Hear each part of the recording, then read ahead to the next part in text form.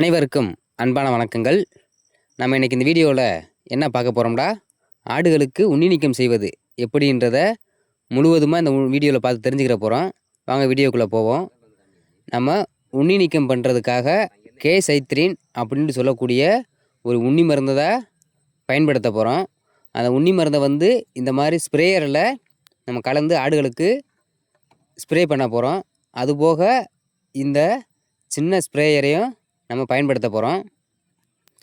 இதன் மூலிமா நம்ம இதில் உண்ணி மருந்து தண்ணியை கலந்து மாடுகளுக்கு ஸ்ப்ரே பண்ண போகிறோம். இப்போ நம்ம சொன்ன அந்த கேசைத்ரின் உண்ணி மருந்து இதுதான். இது போக நம்ம சந்தைகளில் நிறையா பிராண்டு கிடைக்கிது. பியூடாக்ஸ் அப்படின்னு சொல்லக்கூடிய உண்ணி மருந்துமே நம்ம உண்ணி நீக்கம் பண்ணுறதுக்கு பயன்படுத்தலாம். இந்த கேசைத்ரின் உண்ணி மருந்து வந்து எவ்வளோ பயன்படுத்தணும் அப்படின்ற அளவு அதிலே கொடுத்துருப்பாங்க. அதாவது 0.5 to 1 ml வந்து நம்ம ஆடுகளுக்கு பயன்படுத்தலாம் 1 லிட்டர் தண்ணிக்கு. அதாவது 0.5 சின்ன குட்டிகளாக இருந்தால் 0.5 ml கலந்துக்கலாம். நம்ம ஆடு வந்து கொஞ்சம் பெருசுன்ற வாசி நம்ம 1 லிட்டர் தண்ணிக்கு 1 ml வீதம் கலக்க போகிறோம். தண்ணி வந்து அளவு எடுக்க தெரிகிறதுக்காக நம்ம பால் அளக்கக்கூடிய அந்த அளவு லிட்டரை வந்து நம்ம பயன்படுத்துகிறோம். இதில் வந்து நம்ம இது வந்து ஸ்ப்ரேயர் வந்து 16 லிட்டரு கொள்ளளவு கொண்ட இந்த ஸ்ப்ரேயரு.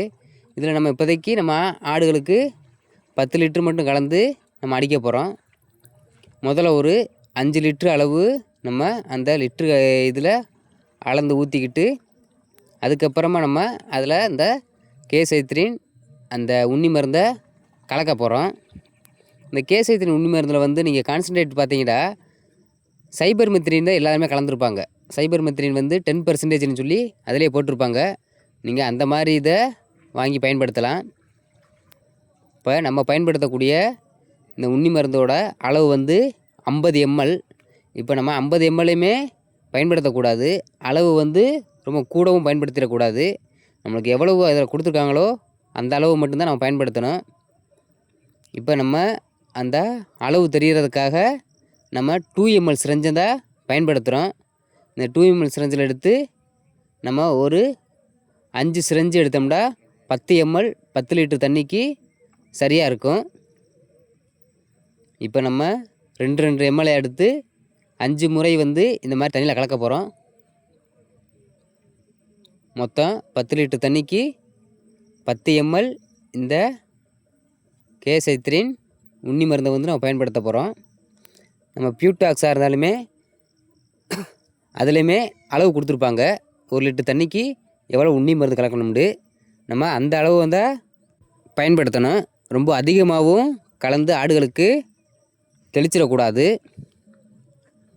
ஏதாவது சந்தேகமாக இருந்தால் நம்ம பக்கத்தில் வெட்டரி டாக்டர் இருந்தாங்கடா அவங்ககிட்ட கேட்டாலும் அவங்களும் எவ்வளவு கலக்கணுன்றதை நம்மளுக்கு தெளிவாக சொல்லி தந்துடுவாங்க.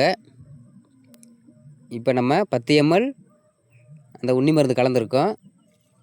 ஏற்கனவே 5 லிட்டர் தண்ணி ஊற்றிருந்தோம். மறுபடியும் ஒரு 5 லிட்டர் தண்ணி ஊற்றுறோம். நம்ம முன்னாடி சொன்ன மாதிரி இருந்தால் இந்த ஸ்ப்ரேயரோட கொள்ளளவு வந்து 16 லிட்ரு. நம்ம இப்போ 10 லிட்ரு தண்ணியை பயன்படுத்தி இதுவே நம்மளுக்கு ஆடுகளுக்கு போதுமானதுன்னு நினைக்கிறோம். அதனால் 10 லிட்ரு மட்டும் நாங்கள் இப்போதைக்கு பயன்படுத்த போகிறோம்.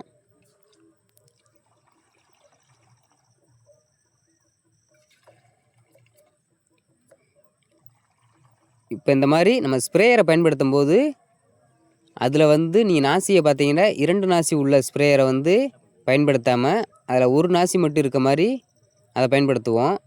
அதுபோக நம்ம இந்த சின்ன ஸ்ப்ரேயர் டப்பாவையும் பயன்படுத்துகிறோம். இது வந்து 1/2 லிட்ரு கொள்ளளவு உள்ள டப்பா. அந்த டப்பாவையும் நம்ம ஆடுகளுக்கு உண்ணி மருந்து தெளிக்கிறதுக்கு பயன்படுத்துகிறோம். இது 1/2 லிட்டருன்ற வாசி நம்ம 0.5 ml அளவு மட்டும் எடுத்து இதில் பயன்படுத்தலாம். நீங்கள் இப்போ பாருங்கள், நம்ம அந்த மருந்து விட்ட உடனேயே அந்த தண்ணி வந்து ஃபுல்லாக ஒரு பால் கலந்த மாதிரி வெள்ளை கலரில் மாறிடும். அவ்வளோ பவரான மருந்து இது. நம்மளுமே மருந்தை வந்து பக்குவமாக பயன்படுத்தணும். நம்ம மேலேயும் தெரிச்சிடாத அளவு பாதுகாப்புக்கு எல்லா இதையும் பயன்படுத்திக்கிறணும். இப்போ நீங்கள் பார்த்தீங்கன்னா தெரியும் ஆட்டில் எந்த அளவு உண்ணி இருக்குண்டு, வெளியே எந்த அளவு உண்ணி இருக்குது. அதுபோக காதுக்குள்ளேயுமே உண்ணிகள் வந்து நிறையா இருக்குது. நம்ம இந்த உண்ணிகளை வந்து அப்படியே விட்டோம்னா ஆடுகள் வந்து காய்ச்சல், உண்ணி காய்ச்சல் மாதிரி வந்து இறக்குறதுக்கு கூட அதிகமான வாய்ப்புகள் இருக்குது. அதுபோக ஆடுகளுக்கு எந்த அளவு நம்ம இறை கொடுத்தாலும் அது எடை ஏறாது. இந்த அளவு ஆடுகளுக்கு எந்த அளவு நீங்கள் உண்ணி இருக்குன்னு பாருங்கள். வெயில் காலத்தில் எப்பயுமே ஆடுகளுக்கு இந்த மாதிரி வெயில் படாத மறைவிடத்தில் போய் உண்ணிகள் அதிகமாக தங்கிக்கிட்டு ஆடுகளோட சத்துக்களை பூரா ரத்தங்களை பூரா உறிஞ்சிக்கிட்டு இருக்கோம். அப்போ நம்ம சரியான முறையில் உண்ணி நீக்கமும் பண்ணால் மட்டும்தான் ஆட்டு பண்ணையை வந்து நம்ம லாபகரமாக கொண்டு போக முடியும். இப்போ உண்ணி நீக்கம் பண்ணும்போது எந்த ஆடுகளுக்கு நம்ம ஸ்ப்ரே பண்ணியிருக்கோம் அப்படின்னு அடையாளம் தெரியறதுக்காக அந்த ஆடுகளில் வந்து மாதிரி பொட்டி வச்சுக்கிட்டு நீங்கள் இந்த மாதிரி சிங்கிள் நாசில் ஸ்ப்ரேயரில் வந்து பயன்படுத்தினா மருந்துகள் வந்து வீணாகிறத தடுக்கலாம். அதுபோக நம்ம எந்த இடத்துல அடிக்கணும்னு நினைக்கிறோமோ அந்த இடத்துல மட்டும் மருந்துகள் சரியாக படும். நம்ம டபுள் நாசில் வந்து பயன்படுத்தும் போது இல்லை பூ நாசியில் பயன்படுத்தும் போது மருந்துகள் தேவையில்லாமல் வீணாகும். முக்கியமாக ஆடுகளுக்கு வந்து கண்ணுலையும் வாயிலையும் இந்த மருந்து பற்றக்கூடாது. அதனால் நம்ம பார்த்தீங்கன்னா காதில் அடிக்கும்போது மட்டும் அந்த சின்ன ஸ்ப்ரேயரை பயன்படுத்துகிறோம். நம்ம இதன் மூலியம் அடிக்கும்போது அது கண்ணுகளில் படாமல் பூ போல் காதுகளில் மட்டும் படுது. நம்ம அந்த பெரிய ஸ்ப்ரேயரை வச்சு அடிக்கும்போது ஆடுகளுக்கு கண்ணில் பட வாய்ப்பு இருக்குது. ஆடுகளுக்கு இந்த மருந்து வந்து கண்ணில் பற்றக்கூடாது. அதுபோல் நம்ம கையிலையும் அந்த மருந்து வந்து பற்றக்கூடாது. அதனால் கையில் வந்து தேவையான பாதுகாப்பு உபகரணமாக இந்த மாதிரி க்ளோஸ் மாட்டிக்கிறணும். அதுபோக வாயிலையும் நம்ம இந்த மாதிரி மாஸ்க்கு போட்டுக்கிட்டு அப்புறம் தான் நம்ம இந்த மாதிரி உண்ணி மருந்துகளை பயன்படுத்தணும். ஏன்னா இது வந்து பாய்சன் தான். நம்ம மேலேயும் பற்றாத அளவு நம்ம கொஞ்சம் பாதுகாப்பாக இருந்துட்டால் ரொம்ப நல்லது. இந்த மாதிரி எல்லா ஆடுகளுக்குமே நம்ம இந்த ஸ்ப்ரேயர் மூலியமாக மேலே ஃபுல்லாக அடிச்சுக்கிட்டு, அது மட்டும் இல்லாமல் ஆடுகளுக்கு கீழ்ப்பக்கமும், அதாவது நம்ம ஆடுகளுடைய கால் இடுக்கலையும் உண்ணிகள் வந்து மறைஞ்சிருக்கு அதிகமாக. அதாவது வெயில் எங்கே அதிகமாக படலையோ அங்கே ஃபுல்லாக உண்ணிகள் இருக்கும். அதனால் எல்லா பக்கமுமே இந்த உண்ணி மருந்துகளை வந்து நம்ம இந்த மாதிரி ஸ்ப்ரே பண்ணி விடணும். ஸ்ப்ரே பண்ணி விட்டுட்டு நம்ம காதுகளுக்கிட்ட மட்டும் இந்த மாதிரி சின்ன ஸ்ப்ரேயரை நம்ம பயன்படுத்திக்கிட்டு நம்ம உண்ணி நீக்கம் பண்ணலாம்.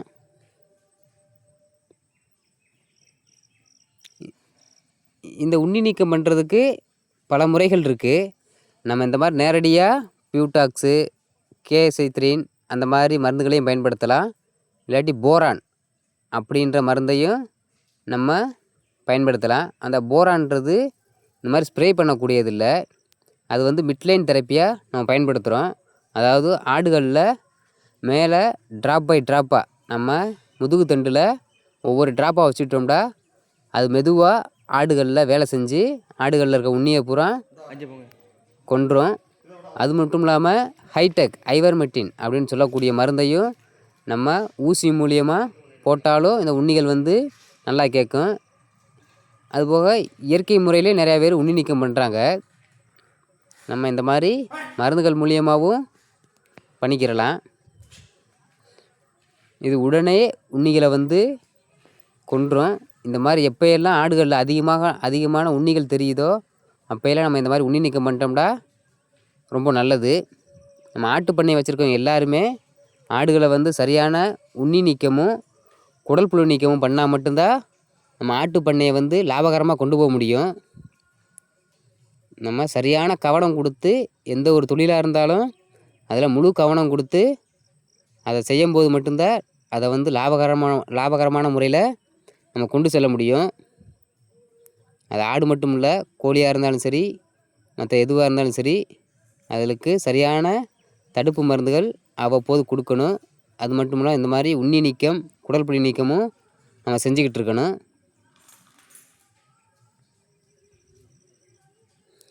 உண்ணிகள் வந்து அதிகமாக காது பகுதியிலேருந்து நிறையா இருக்கும். இந்த மாதிரி நம்ம ஸ்ப்ரே பண்ணி அந்த உண்ணிகளை கொண்டுடலாம். இப்போ நம்ம எல்லா ஆடுகளுக்குமே உண்ணி நீக்கம் பண்ணிட்டோம். நீங்கள் பார்த்தா தெரியும், அந்த அடையாளத்துக்கு நம்ம ஆடுகளுக்கு ஃபுல்லாக சிகப்பு கலர் பொட்டு வச்சுருக்கோம். இந்த மாதிரி பொட்டு வச்சா மட்டும்தான் எந்த ஆடுகளுக்கு நம்ம உண்ணி நீக்கம் பண்ணியிருக்கோம், எதுகளுக்கு பண்ணலைன்றது தெரியும். இந்த மாதிரி தொடர்ச்சியாக நம்மளுடைய வீடியோகளை பார்த்து தெரிஞ்சுக்கிடுவோம்.